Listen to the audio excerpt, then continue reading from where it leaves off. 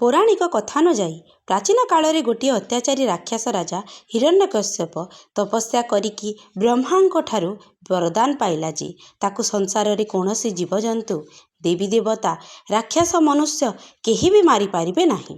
ନା ସେ ଦିନରେ ମରିବ, ନା ସେ ରାତିରେ ମରିବ, ନା ପୃଥିବୀରେ, ନା ଆକାଶରେ, ନା ଘରେ, ନା ବାହାରେ ମରିବ।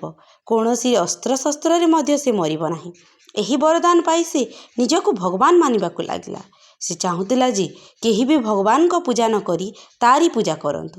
ଭଗବାନଙ୍କ ଲୀଳାରୁ ହିରଣ୍ୟକଶ୍ୟପ ଘରେ ଗୋଟିଏ ପୁତ୍ର ଜନ୍ମ ହେଲା। ତାର ନାମ ପ୍ରହଲ୍ଲାଦ। ପ୍ରହଲ୍ଲାଦ ଭଗବାନ ବିଷ୍ଣୁଙ୍କର ବହୁତ ବଡ଼ ଭକ୍ତ ଥିଲା। ସେ ସବୁବେଳେ ନାରାୟଣଙ୍କ ନାମ ଭଜୁଥାଏ। ଏହା ଦେଖି ହିରଣ୍ୟକଶ୍ୟପ ସହିପାରିଲା ନାହିଁ। ସେ ପ୍ରହଲ୍ଲାଦଙ୍କୁ ବିଷ୍ଣୁଙ୍କ ପୂଜା କରିବା ପାଇଁ ମନା କଲା। କିନ୍ତୁ ପ୍ରହଲ୍ଲାଦ ହିରଣ୍ୟକଶ୍ୟପର କଥା ମାନିଲେ ନାହିଁ। ଏହାପରେ ହିରଣ୍ୟକଶ୍ୟପ ପ୍ରହଲ୍ଲାଦଙ୍କୁ ମାରିବା ପାଇଁ ବହୁତ ପ୍ରକାର ଚେଷ୍ଟା କଲା। ହେଲେ ପ୍ରହଲ୍ଲାଦଙ୍କର କିଛି ହେଲା ନାହିଁ। ଭଗବାନ ବିଷ୍ଣୁ ସବୁ ସମୟରେ ପ୍ରହଲ୍ଲାଦକୁ ରକ୍ଷା କରୁଥିଲେ। ଶେଷରେ ହିରଣ୍ୟକଶ୍ୟପ ତା ଭଉଣୀ ହୋଲିକାକୁ ଅଗ୍ନିରେ ପ୍ରହଲ୍ଲାଦକୁ ଧରି ବସିବା ପାଇଁ କହିଲା। କାରଣ ହୋଲିକାକୁ ବରଦାନ ମିଳିଥିଲା ଯେ ସେ ଅଗ୍ନିରେ ଜଳିବ ନାହିଁ। ହେଲେ ତାର କୁକର୍ମ ଯୋଗୁଁ ହୋଲିକା ଅଗ୍ନିରେ ଜଳିଗଲା ଓ ମରିଗଲା। ହେଲେ ପ୍ରହଲ୍ଲାଦଙ୍କର ଅଗ୍ନିରେ ମଧ୍ୟ କିଛି ହେଲା ନାହିଁ। ତେଣୁକରି ତ କୁହାଯାଏ ଭଗବାନ ଭଲ ଲୋକଙ୍କର ଓ ତାଙ୍କ ଭକ୍ତମାନଙ୍କର ସବୁବେଳେ ରକ୍ଷା କରିଥାନ୍ତି।